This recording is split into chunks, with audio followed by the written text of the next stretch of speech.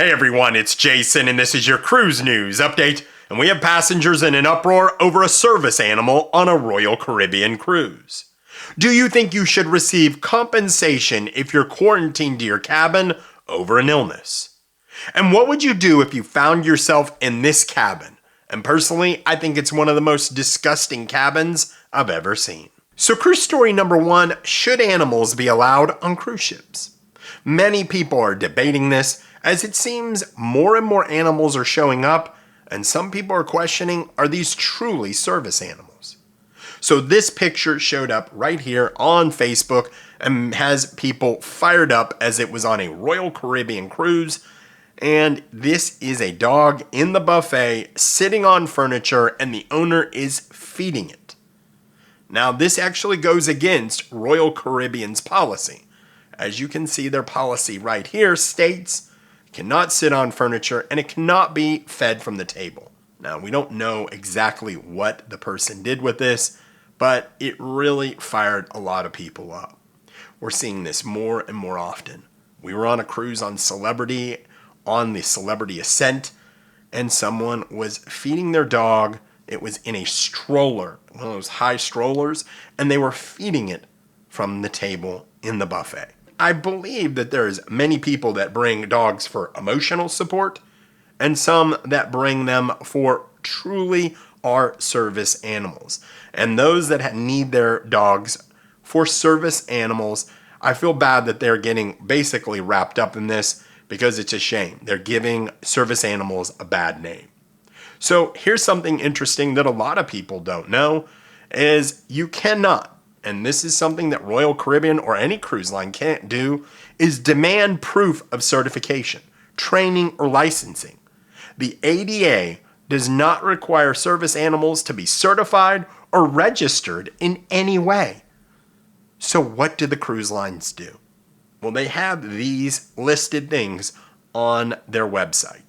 And I think it's up to the cruise lines to demand this from service animals. That yes, they can't growl, they can't bark, they can't get on furniture, they can't feed them from the table. And if they do, there needs to be consequences for those actions. What do you think? Have you seen a lot more dogs on cruises in the past couple years? I know I have. I really believe that if you have these guidelines, you have these things in place, these policies, cruise lines need to make sure they enforce these policies. Imagine that. Cruise lines enforcing policies. And if they do, then people that are trying to get away with possibly an emotional support animal, bringing it on the cruise, might be a little more difficult for them. Let me know your thoughts on this. So cruise story number 2, and we have an angry dad that wants compensation over his son getting norovirus on their cruise. So a dad took to social media saying that their cruise was ruined as their 2-year-old child, got norovirus just 2 days into their cruise. And the whole family had to be quarantined to their cabin. So their cruise was ruined. And they had asked Royal Caribbean for compensation. And Royal Caribbean said they'd look into it. So they posted to social media saying, what kind of compensation will I receive? Will I receive, 100% refund or something like that? And people just laughed at this, saying, what you'll probably receive is any medical treatments that you went down there for the norovirus will probably be waived. Because cruise lines want to make sure that you're going to the medical center if you have those symptoms. That's it. What do you guys think about this?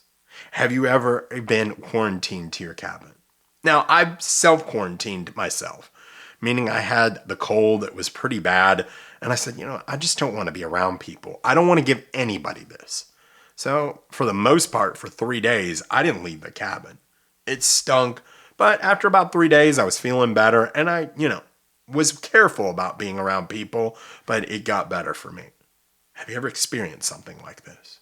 Now, one other thing that I will say is I'm not talking about ships that are responsible for, let's say, hundreds of people getting norovirus. And then the next cruise gets it, and the next cruise.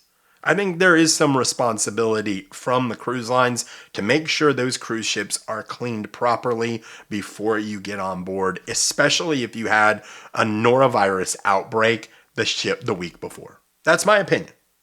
What do you guys think? So before I get to cruise story number 3, I would ask that you please like this video and consider subscribing, as it does help the channel grow. If you could do that for me, I would greatly appreciate it. Thanks so much. So cruise story number 3, and what would you do if you got to your cabin and it was absolutely disgusting? Like this picture right here. Yes, those are hairs on the nightstand next to the bed. So this is from Sail Away magazine. They were getting on the Carnival Miracle. And I'll put a link to their description to their Facebook page so you can read it if you want. And they do basically reviews and podcasts in the UK. So they're getting on the Carnival Miracle, and what's interesting about the Carnival Miracle, it had been in a 6-week dry dock. So this was the first cruise after the dry dock. No one should have been staying in that cabin. Why was it dirty like that? And even if there was someone staying in it, why wasn't it properly cleaned? Look at this lampshade. What is that around the socket that you plug in? It's just general dirtiness of the cabin. And the bathroom is no better. I don't really want to show you a ton of bathroom pictures, but this is gross. So they actually called up housekeeping, and the housekeeping manager and the hotel manager came to their cabin. Now, they were getting actually feedback because they posted this on a Carnival board, and people were saying these are fake. All these were fake pictures, including these pictures right here where they said the embarkation was a mess. People said, oh no, that's not from you getting on the ship. I know there is people that are cheerleaders for cruise lines, but come on, that's ridiculous. So they said the hotel director literally looked at him and said, I'm so sorry you had to deal with this. This is unacceptable, and we do not expect passengers to have this kind of experience on Carnival Cruise Line. First of all, kudos to him. Then they said they were offered a full refund, which, wow. And they were moved to another cabin that was very clean. Good for Carnival Cruise Line.